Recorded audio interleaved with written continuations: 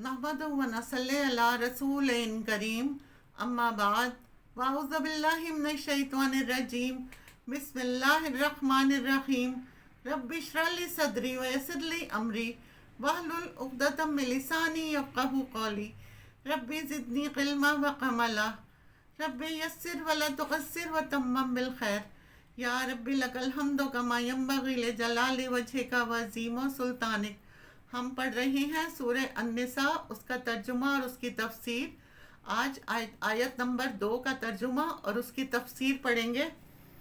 वातुल यतामा अमवालहुम, और दो यतीमों को उनके माल। किनके माल? जो यतीमों की मिल्कियत हैं, जो उनके वालिदैन छोड़ गए हैं, वो माल दो उनको। यतीम कौन होता है? यतीम का लफ्ज़ यतम से है निकला है। ये तेमीम, यतम कहते हैं अकेला होने को। नबी सल्लल्लाहु अलैहि वसल्लम को दुर्र यतीम कहते हैं। असल में दुर कहते हैं मोती को। मोती कहाँ बनता है? सीप में। जब सीप को खोला जाता है तो बाज़ औक़ात इसमें कभी एक मोती होता है, कभी दो और कभी तीन। तो जिसमें एक मोती निकले उसे दुर कहते हैं। दुर्र यतीम, इस सीप के अंदर एक मोती था, द ओनली वन। तो नबी सल्लल्लाहु अलैहि वसल्लम भी अकेले थे, कोई बहन भाई ना था, इसलिए आपको दुर्र यतीम कहा जाता है। यतीम कहते हैं उस बच्चे को जिसका बाप फौत हो जाए और वो नाबालिग हो, यानी जिसकी बलूगत से पहले उसके वालिद फौत हो जाए।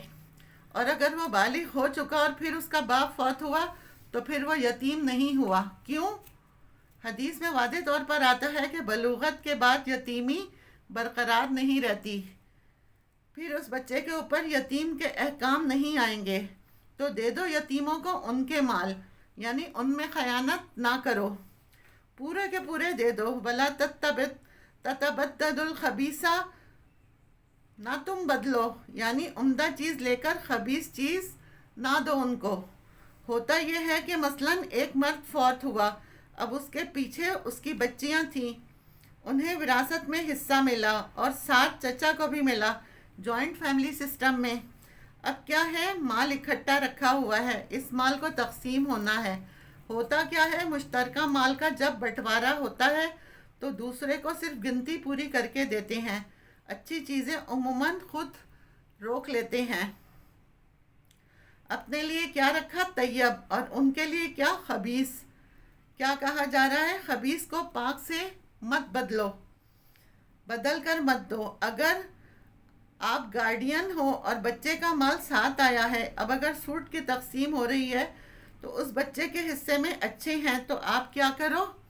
अगर अच्छे खुद ले लें और ख़राब उस बच्चे के लिए उठाकर रख दें तो ये भी ततबद्दुल हो गया। फरमाया ततबद्दलुल खबीसा बित तय्यबे, और उनकी किसी अच्छी चीज़ के बदले उन्हें कोई घटिया चीज़ बदल कर ना दो। वला ताकुलू, और ना तुम खाओ, अमवालहुम, उनके माल, इला अमवालिकुम, अपने मालों के साथ मिलाकर।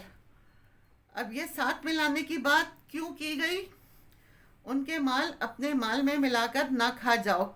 अगर सिर्फ इतना कहा जाता कि उनके माल ना खाओ, क्या ये काफ़ी ना था? ये क्यों कहा कि यतीम के माल अपने माल में मिलाकर ना खाओ? क्योंकि बेसिकली जब चीज़ मिल जाती है तो फिर पता नहीं चलता, वो दरअसल आप छुपा लेते हो। लोगों की नज़र में तो आप सच्चे होते हो और लोगों को ये नहीं पता चलता कि आप गड़बड़ कर रहे हो। लोग समझते हैं ये आपका अपना है, हालांकि वो आपका अपना नहीं होता, वो यतीम का होता है, लेकिन किसी को पता नहीं चलता। क्यों? क्योंकि वो मिक्स हो गया। इन्नहु काना हुबन कबीरा, बेशक ये बहुत बड़ा गुनाह है। बज़ाहिर देखने में ये छोटी छोटी होशियारियाँ हैं कि तादाद पूरी कर दी, क्वालिटी ख़राब कर दी, या कि मिक्स करके कुछ इस तरह गड़बड़ की कि पता ना चले। अच्छा बुरा सब मिला लिया और अच्छा अपनी तरफ रख लिया, देखने वाले आप इंसान को पता नहीं। आप लोगों की नज़र में इंतहाई पारसा हैं, बहुत अच्छे हैं, आपने बज़ाहिर कोई गुनाह नहीं किया, अपने आप को भी तावील करके मुतमईन कर लिया नहीं। इन्नहु काना हुबन कबीरा, जहाँ छुपा धोखा भी दोगे तो بہت بڑا گناہ کماؤ گے، اللہ کو سب پتہ چل رہا ہے، اللہ تمہاری گردنوں پر نظر رکھے ہوئے ہے۔ یتیم کا مال تمہارے پاس ایک امانت ہے، اس کے مال کی حفاظت کرو۔ یتیم کے مال کو اپنے مال کے ساتھ ملانا منع نہیں ہے، بلکہ اس کے مال کو نقصان دینا منع ہے۔ اگر آپ یتیم کے مال کو انویسٹ کر رہے ہیں، بڑھا رہے ہیں، تو یہ پسندیدہ ہے۔